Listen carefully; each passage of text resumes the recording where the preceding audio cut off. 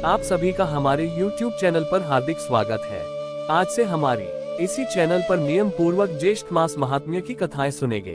हर दिन आपको ये कथाएं नियमित रूप से सुनने को मिलेंगी। राज शतानिक ने सुमंतु मुनि से कहा, हम लोगों ने विस्तार पूर्वक से वैशाख मास का महात्म्य की कथा भली प्रकार से सुना, परंतु फिर भी मन को तृप्त नहीं हुई।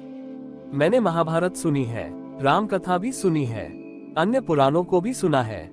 अब मेरी इच्छा है कि आप मुझे ज्येष्ठ मास महात्म्य की कथाएं सुनाएं। सुमंतु मुनि ने कहा, आपने बहुत उत्तम बात पूछी है।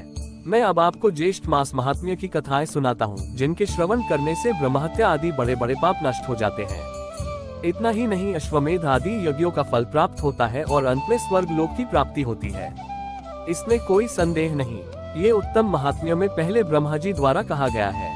सुमंतु मुनि ने कहा, हे राजन, अब मैं तुम्हें ध्यान वर्धन नामक वैश्य की कथा सुनाता हूँ। सुमंतु मुनि ने कहा, राजन, सतयुग की बात है। पुष्कर क्षेत्र में धन धान्य से संपन्न धन्य वर्धन नामक एक वैश्य रहता था। एक दिन वह ग्रीष्म ऋतु में मध्याह्न के समय वैश्वदेव कर्म संपन्न कर अपने पुत्र मित्र तथा बंधु बांधवों के साथ भोजन कर रहा था। इतने में ही अकस्मात उसे बाहर से एक करुण शब्द सुनाई पड़ा। उस शब्द को सुनते ही वह दयावश भोजन को छोड़कर बाहर की ओर दौड़ा, किंतु जब तक वह बाहर पहुंचा वह आवाज बंद हो गई। फिर लौटकर उस वैश्य ने पात्र में जो छोड़ा हुआ भोजन था उसे खा लिया। भोजन करते ही उस वैश्य की मृत्यु हो गई और इसी अपराध वश परलोक में भी उसकी दुर्गति हुई। इसलिए छोड़े हुए भोजन को फिर कभी नहीं खा चाहिए। अधिक भोजन भी नहीं करना चाहिए, जिससे शरीर में अत्यधिक रस की उत्पत्ति होती है, जिससे प्रतिशय, जुकाम, मंदाग्नि, ज्वर आदि अनेक रोग उत्पन्न हो जाते हैं। अजीर्ण हो जाने से स्नान, दान, तप, होम, तर्पण, पूजा आदि कोई भी पुण्य कर्म ठीक से संपन्न नहीं हो पाते। अति भोजन करने से अनेक रोग उत्पन्न होते हैं, आयु घटती है, लोक में निंदा होती है तथा अंत में सद्गति भी नहीं होती। झूठे मुख से कहीं नहीं जाना चाहिए, सदा पवित्रता से रहना चाहिए। पवित्र मनुष्य यहाँ सुख से रहता है और अंत में स्वर्ग में जाता है। राजा ने पूछा, मुनीश्वर, ब्राह्मण किस कर्म के करने से पवित्र होता है? इसका आप वर्णन करें। सुमंतु मुनि बोले, राजन, जो ब्राह्मण विधि पूर्वक आचमन करता है वह पवित्र हो जाता है और सत्कर्म का अधिकारी हो जाता है।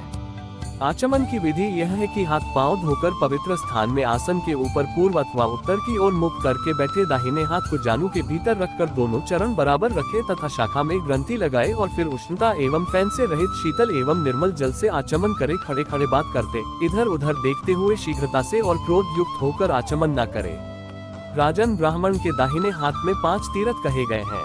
1 देव तीर्थ, 2 पितृ तीर्थ, 3 ब्रह्म तीर्थ, 4 प्रजापत्य तीर्थ और 5 सौम्य तीर्थ। अब आप इनके लक्षणों को सुने। अंगूठे के मूल में ब्रह्म तीर्थ, कनिष्ठिका के मूल में प्रजापत्य तीर्थ, अंगुलियों के अग्रभाग में देव तीर्थ, तर्जनी और अंगूठे के बीच में पितृ तीर्थ और हाथ में मध्य भाग में सौम्य तीर्थ कहा जाता है, जो देव कर्म में प्रशस्त माना गया है।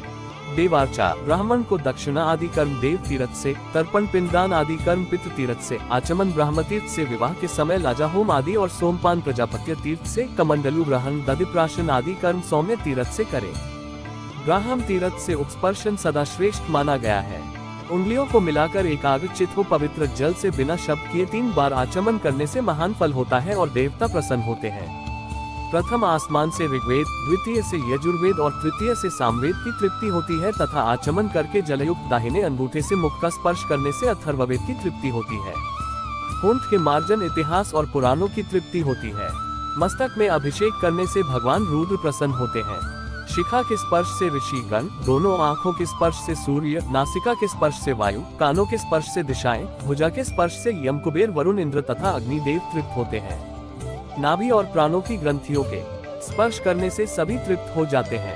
पैर धोने से विष्णु भगवान, भूमि में जल छोड़ने से वासुकी आदि नाग तथा बीच में जो जलबिंदु गिरते हैं उनसे 4 प्रकार के भूत ग्राम की तृप्ति होती है।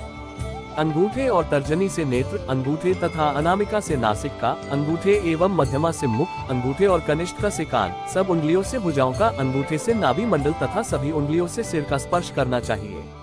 अंगूठा अग्नि रूप है, तर्जनी वायु रूप, मध्यमा प्रजापति रूप, अनामिका सूर्य रूप और कनिष्ठिका इंद्र रूप है।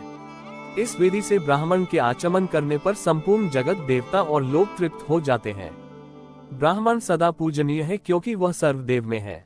ब्रह्म तीर्थ, प्रजापत्य तीर्थ अथवा देव तीर्थ से आचमन करें, परंतु पितृ तीर्थ से कभी भी आचमन नहीं करना चाहिए। आचमन का जल हृदय तक जाने से ब्राह्मण की, कंठ तक जाने से क्षत्रिय की और वैश्य की जल से प्राशन से तथा शूद्र की जल के स्पर्श मात्र से शुद्धि हो जाती। दाहिने हाथ के नीचे और बाएं कंधे पर यज्ञोपवीत रहने से द्विजुपवीत सव्य कहलाता है। इसके विलोम रहने से अर्थात यज्ञोपवीत के दाहिने कंधे से बाएं ओर और रहने से प्राचीनाविति अपसव्य तथा गले में माला की तरह यज्ञोपवीत रहने से निविति कहलाता है। मेखला, मृगछाला, दंड, यज्ञोपवीत और कमंडलू, इनमें कोई भी चीज भग्न हो जाए तो उसे जल में विसर्जित कर मंत्रोच्चारण पूर्वक दूसरा धारण करना चाहिए। उपवीत सव्यक होकर और दाहिने हाथ को जानु अर्थात घुटनों के भीतर रखकर जो ब्राह्मण आचमन करता है वह पवित्र हो जाता है।